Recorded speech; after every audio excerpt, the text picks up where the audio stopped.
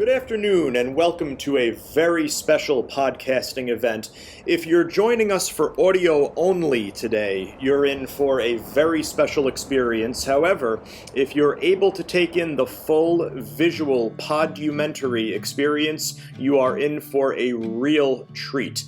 Today's special program is called Soul Bridge with Toby Evans. And if you haven't figured it out, the host of this show, who will be fielding interview questions from yours truly, is the one and only Toby Evans, owner and operator of Sagebrush Exchange, who has consistently and repeatedly changed the course of her industry.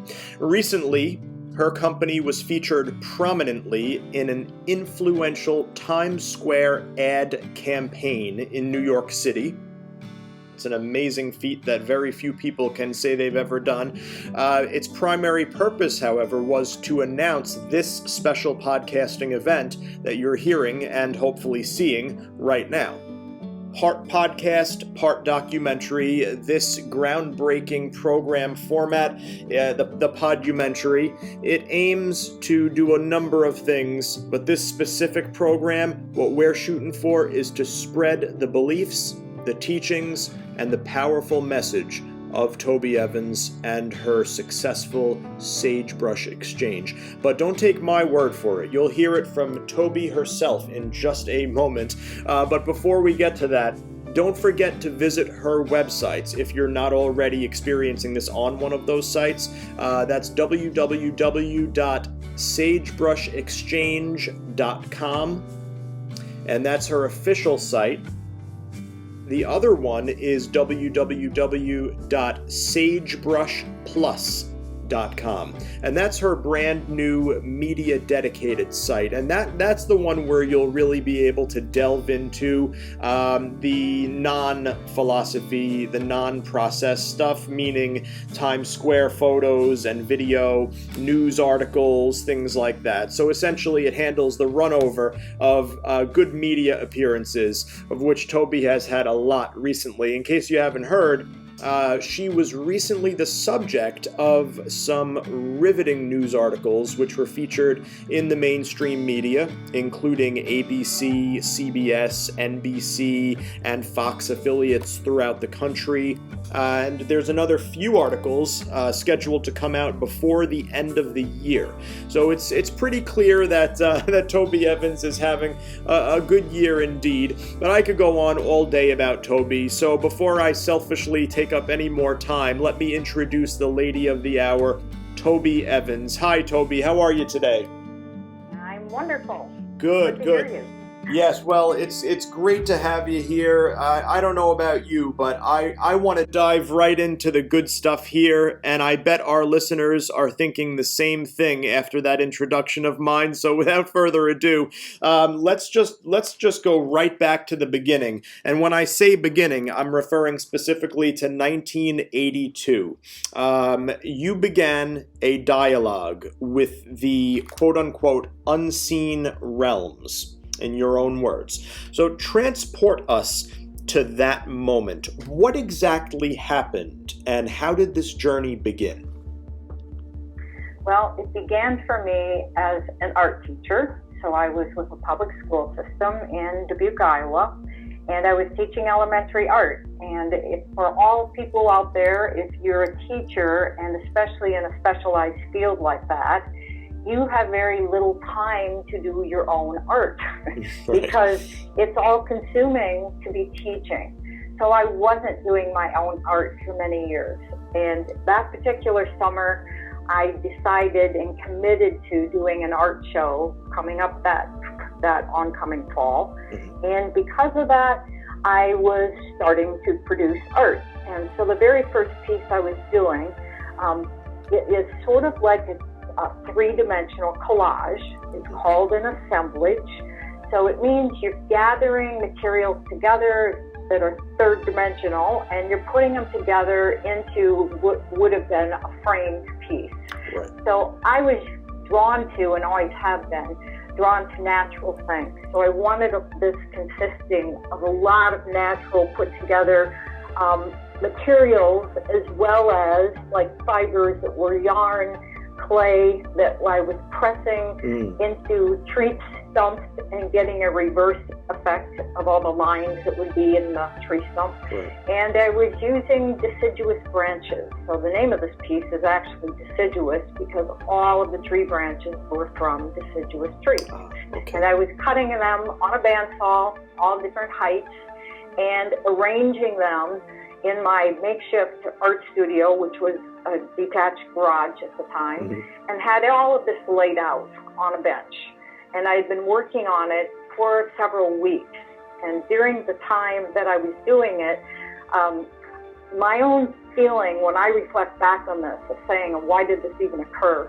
I feel that when you're doing any kind of a creative process, that means if you're a musician or you are an artist or you're an actor, but when you're engaging in your own art, you are accessing layers that you don't normally access when you're walking around in the mainstream, in the left brain kind of, I've got to handle the details of my life. Sure. You're allowing for that alpha states, brainwave states, to start entering in. And you're being informed by something bigger than you. Right. Of course, I wasn't thinking any of that when this was happening. Yeah. I'm deeply immersed in my artistic pursuits during these weeks. But I would take breaks and I would go jogging. And again, jogging is another form of accessing alpha brainwaves. You're dropping into those relaxed states, the same type of things you're doing when you're meditating. Right. So it really is a moving meditation. You're running and I'm accessing something beyond me. And I was doing this, I had been jogging for years, so this wasn't anything new. But I think it was a combination of jogging along with what I was doing with the artwork that a stream of consciousness started. It was like it turned on in my head. Yeah. And it was like listening to a voice that was my voice but wasn't my voice. At first I thought, so why, this seems weird, like they're talking to me, but not the way you would talk to yourself.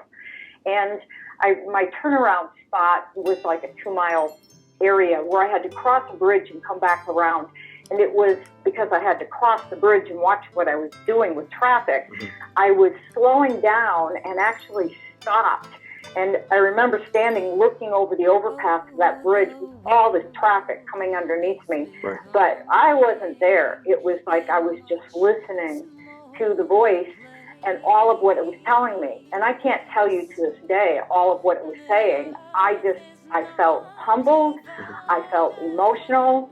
I was crying. I thought, what is happening to me?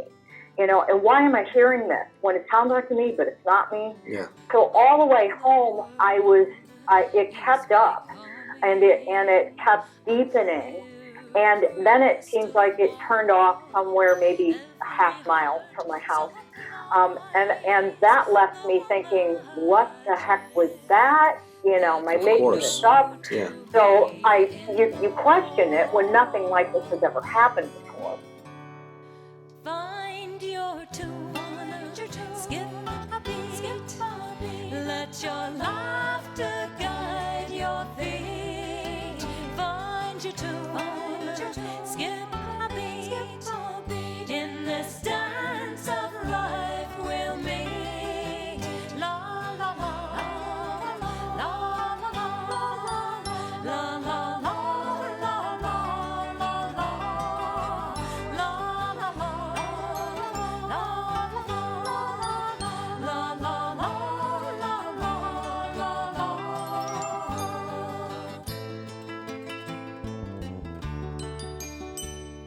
Oh, the world is becoming. I kind of was just trying to shrug it off, like I don't know what that was, and started to go into the house. And as I was going into the house, it turned back on again. And the voice very clearly said, do not go into the house yet, go to your art piece. And, I thought, okay, that was pretty direct.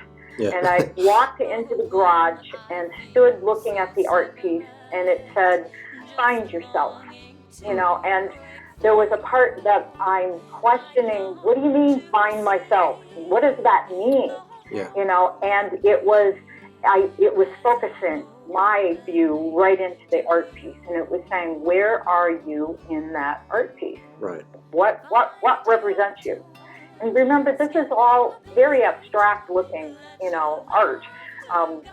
Branches that are all coming up, and fiber and clay, and yet I was able to see with what I even had laid out, because nothing was glued yet, but I was making pathways with these branches, and they were leading all the way around the art piece and through the art piece, and the focal point was a large slab of clay that I had done the pressing into the tree stump. Yes. And that reverse effect was there. And it looked like that was the entrance point, that the main path would take you into that focal point of the piece. Mm-hmm. And so it was, at that point, the voice said, pick up a pencil, which I had laying there with paper all around me, right. and I started writing down what I was hearing. I felt like I was a secretary taking dictation. And they were more or less saying, you have, and my eyes are looking at the art piece as they're talking to me, and they said, you've spent your whole life taking the scenic path. And as they were saying that, I'm seeing the pathways that are going all around that meandering path, all around the outside of the piece, and they're saying, you're wandering here, you're wandering there, all looking for something or afraid you're going to miss something. They were very clear, saying the only path you need to concern yourself with is the one that takes you to the center.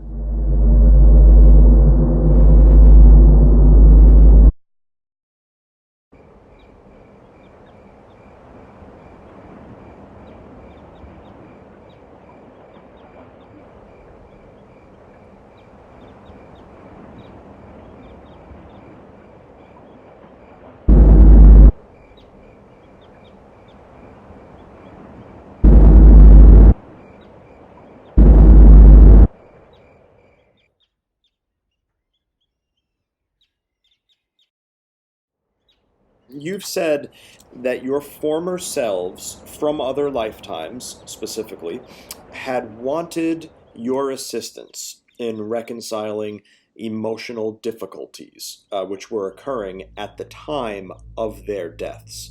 Now, this begs many questions. Who were you? What were these emotional struggles? How did you know about this? Well, at that time, so just to clarify this, present day, I do past life regression, okay? And I am a hypnotherapist that has done both past life and life between life regression.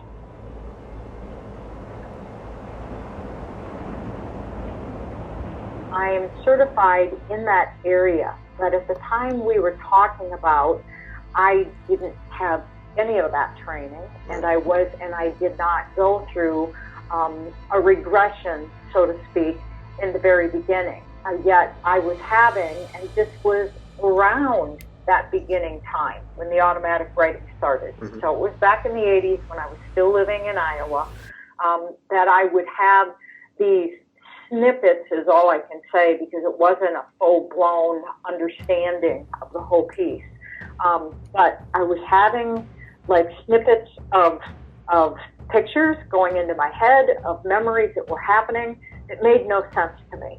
And every time that I was having them, they were all Native American, which is interesting. I am not Native American in this lifetime, okay? But in the first one, I was definitely a male. I was seeing my family massacred, okay? That was my wife, my children. That is, if I was flying over this and seeing it, I felt like I was a bird, like I was an eagle flying over and seeing it. And I had no emotion whatsoever. It was like matter of fact. Oh, there's my life. Oh, there's my children. So, and then it pulled out of it. And it wasn't, that seemed like an isolated instance. And then it was later where I actually was attending in Chicago, some kind of symposium that was happening, and there was a woman who came up to the podium.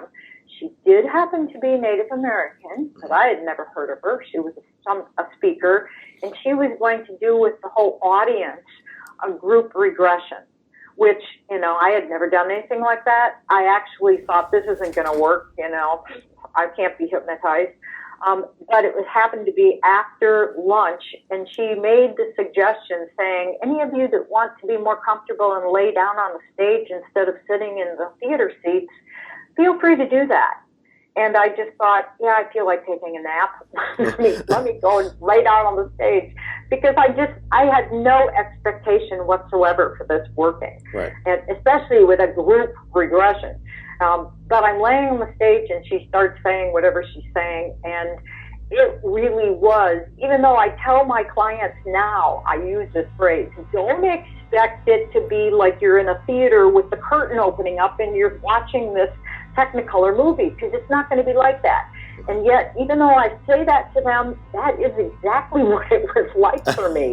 It felt just like a curtain opened up, and I'm seeing a Technicolor movie of a chief with a full headdress, and he was profile turned away, but he slowly started turning and looking at me, and when he looked straight at me, it was terrifying, because all I could feel was the hatred in his eyes, okay, and like he was coming for me. And right when I saw that and kind of even took my breath away, pulled back, like, okay, what did I do to make you so angry? Right. His eyes turned blue, which, a Native American's eyes aren't blue. Yeah. They turned blue, and I knew that was my husband. Okay, my husband has blue eyes in this lifetime. And so that made me go, what? This is my husband? And then it went into, it was like fast, because of her guidance, she was saying, now we're going to jump again to another time. So she is doing that. Yes. But my jump went to realizing we were bitter enemies, that whatever tribe he was with, we were both two different tribes. And we had a vendetta that was going back and forth, and he'd kill my people, I'd kill his people, till we were old, broken men. Okay, and there was one particular scene at the end of it when she was guiding us through it, that I saw him on a horse coming from one direction, me on another horse coming from the opposite direction, with a small little creek running between us. And we pulled up on both sides, didn't look at each other. We're both kind of facing opposite, like off to the side. And we both nodded, which I knew meant, okay, enough. Mm-hmm. It's like declaring a truce. Yes. We're not going to kill anybody anymore. Right. And we both rode off in opposite directions. So it was the end of that life that I saw myself, that I felt like I was 100 years old, but that's because my body hurt so bad, that I was climbing up top, big precipice, and I didn't really see it, but it felt like I just jumped off, that it was the end, just because it was like, today's a good day to die, and I'm not staying here any longer, and I just went off the cliff, so that was the first, full-blown, I think this was a lifetime. What the heck was that? Right. and then it just went into, two other lifetimes. The one that I'm going to mention is the one that happened here on this land. And that was, again, Native American. Again, my husband was involved. That I was a 12-year-old girl, and my the whole tribe was a massacre by Union soldiers, and he was the one who gave the command of being a Union soldier to burn the village to the ground. Wow. So it was all burning it, and me watching the whole thing on fire, watching my mom and dad die, watching all the village people die, and they took all the kids and put us in the back of a wagon and took us to a mission school where I felt like I adjusted to this, to this life. And it was in the mission school that I went and had it was smallpox going through the area, that I was sent on what ended up being a wild goose chase, because to get serum to help the kids who were sick. there wasn't any sperm, or they're not going to give it to an Indian girl anyway. But by the time I got back, everybody was dead, or the children that were so sick, they buried them alive because they said it didn't matter. They were going to die anyway, and they don't have souls, So that was the split that happened inside of me, of realizing I have given up my truths for these people. I've given up all of my beliefs, and this can't be happening. And I went back to my original land, took all the remains of the village, put them into a big, center place, lit a fire, and walked into it. And that place ended up being the center of my land, where the labyrinth is now.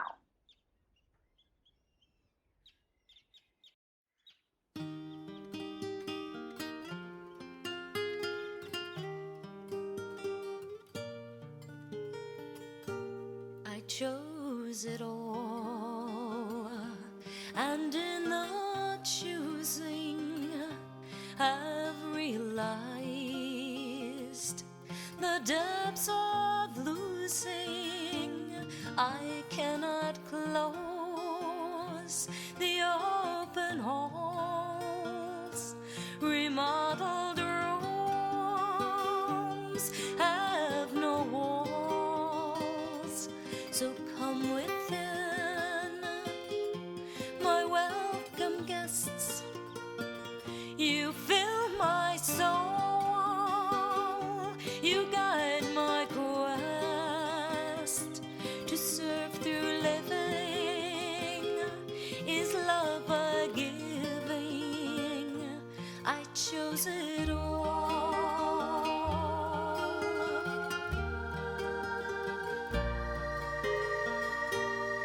Chose it all, and in accepting I've looked at truth, your love reflecting.